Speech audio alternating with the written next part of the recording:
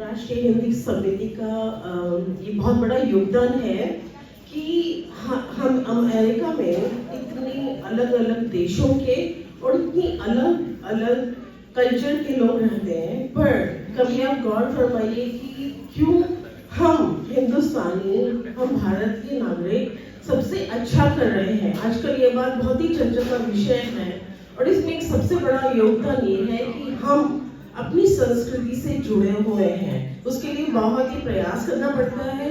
जो लोग इस काम को आगे बढ़ाते जा रहे हैं उनके लिए दिल से धन्यवाद।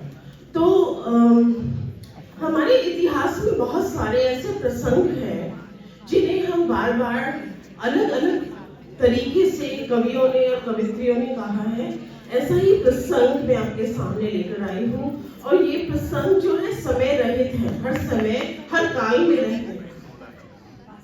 ठीक है, तो पांडवों द्वारा द्रौपदी को दांव पर लगाने की एक व्यथा अलग तरीके से। जब गंगासुत कुछ कह न सका, राजा कृष्ण ने राजा से पूछा, दुर्योधन इतना दुष्ट है तो सम्राट दंड है क्यों छूछा। द्रौपदी ने बारी बारी से प्रश्नों का ढेर लगा डाला, जो धृतराष्ट्र, विदुर और द्रोणा के मुंह पर हो ताला। आखिर में बरसी पांडव पर किस बूते पर हो मेरे किया। कुछ कहो बताओ क्या सूझा, मुझको बाजी में लगा लिया। मछली की आंख भेदना था, वो करके ब्याह जुलाए हो। अर्जुन का देव कहाँ गुम हो, क्यों ऐसे शीश झुकाए हो। जब नीम चक्षु संघान किया, तब हृदय मेरा हर्षाया था। मन ही मन आह्लादित थी, मन चाहा पर जो पाया ना। माँ कुंती ने मुझे बांट दिया, बन गए पति पांचों भाई।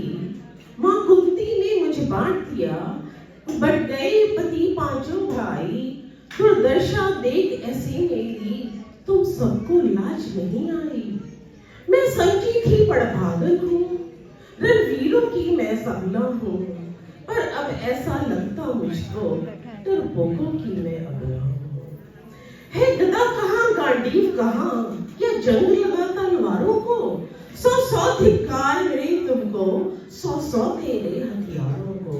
अरे घुंघरू बांधो, चूड़ी पहनो, गलियों में नाचो छम छम छम। नहीं बेचारी मुझको समझो, न हर से भाई बुलाए हम। हुआ पांचों का बलशील, तो क्या मेरे कृष्ण अकेले काफी हैं। अधम नीच आता ताई को, दिया देते माफी है। जो पता लगा मेरे वीरण को, क्षण भर ना देर लगाएंगे। नंगे पैरों में नागत से, मेरे वीर कन्हैया आएंगे।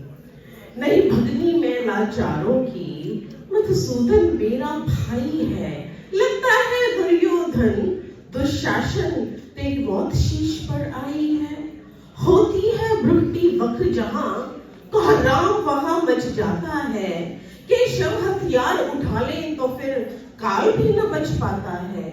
वो आए भैया सभा मत, यदि आए भैया सभा मत, तो कोई नहीं बच पाएगा। जब चक्र सुदर्शन झूमेगा, सब गोली सा कट जाएगा।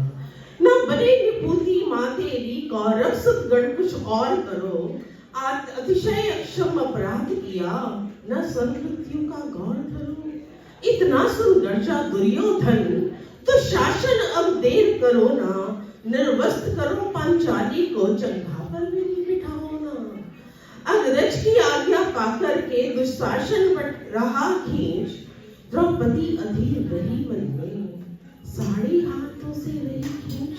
कुछ ना सूझा तब टेर भरी, कुछ ना सूझा तब टेर भरी। बोली सुनिए गिरधारी, अब कोई नहीं अतिरिक्त रे। प्रभु लाज रखो हे राजा। कान्हा की शान निराली है, कान्हा की शान निराली है। वो दौड़े दौड़े आते हैं, जब कोई आग पुकार करे, निर्बल का बल बन जाते हैं। था चला सुदर्शन चक्र दिया, जब गद ने टेर लगाई थी। एक सैन्यनाई की खातिर अपनी टंगड़ी बिसराई थी। मुट्ठी भर तंदुर के बदले सुदामा पाया था, एक बार पुरंदर के कारण अंगुली पर अचल उठाया था। अब द्रौपदी की बारी थी, अब की द्रौपदी की बारी थी, रो रो कर कृष्ण पुकारी थी। हो गए रास्ते बंद सभी, तब अंतिम राह थी। एक कृष्ण कृपालु कृष्णा पर हुए, कृष्ण कृपालु कृष्णा पर माधव जो करुण पुकार सुनी। जहाँ देखो साड़ी ही साड़ी, धरती अंबर तक चीर चूर। अनवरत खींचता रहा पर छोर दूसरा पा न सका। हो गया चूर थक कर लेकिन साड़ी की धार लगा सका। था बहुत अचंभित दुशासन, ये नारी है या साड़ी है? द्रौपदी में हाड़ मास भी है या बसारी नारी ही साड़ी है? मूर्छित होकर गिरा दुशासन, निर्वस्त्र द्रौपदी कर न सका। दुशासन बन का बलशाली, शर्मिंदा था पर मर न सका।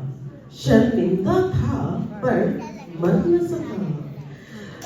कभी योग्य सैन्य ने नटवर को साड़ी का टुकड़ा बांधा था। बदले में आज मुरारी ने साड़ी में साड़ी बांधा था। कृष्ण भाव के भूखे हैं, कृष्ण भाव के भूखे हैं, भक्तों की श्रद्धा प्यारी है। कृष्ण भाव के भूखे हैं, भक्तों की श्रद्धा प्यारी है। ऋण चुकता करते ब्याज सहित, माधव की लीला न्यारी है।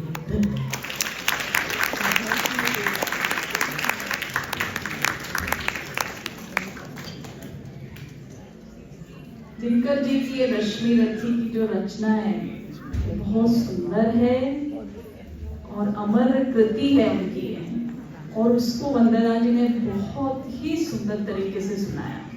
और उसके भाव आज भी देखिए प्रासंगिक हैं। आज भी हम देख रहे हैं कि क्या हो रहा है महिलाओं के साथ। तो कृष्ण से आज वस्त्र नहीं, द्रौपदी आज शस्त्र का ही आह्वान करती है कि कृष्ण तुम शस्त्र नहीं, तुम वस्त्र नहीं शस्त्र दो, मुझे शस्त्राणी बनना है।